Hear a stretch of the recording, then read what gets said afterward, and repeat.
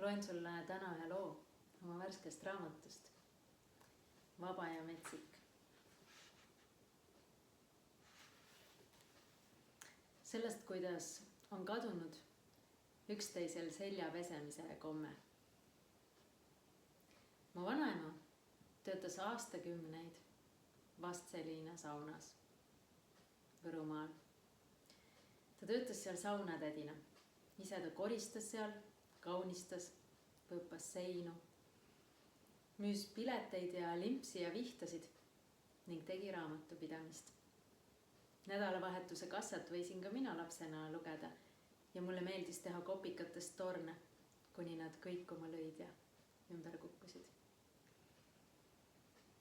Seal Võrumaa saunas oli veel üks asi, mis meenus mulle ühel naiste tantsuüritusel, kus meil paluti teineteisel puudutamata selga pühkida. Seal Alevi saunas pesti üksteisel selgasid. Tunnistan, et Tallinna tüdrukuna oli see mulle toona natuke liiga intiimne võõraste paljaste tädidega. Aga ma sain tunda selle vahuse nuustiku kraapivat tunnet, teiste inimeste hoolt ja tähelepanu, ühendust. Tänapäevases tere ja head aega kapsel elamises pole keegi enam ammu selga pesnud.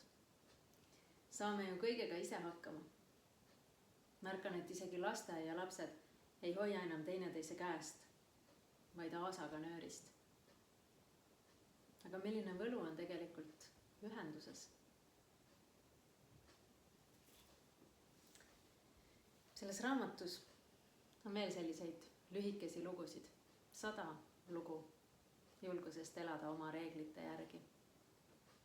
Naturaalsemast, natuke vanaaegsemast elust kui see, mida meile praegu justkui peale surutakse ja mida me ise võtame vastu.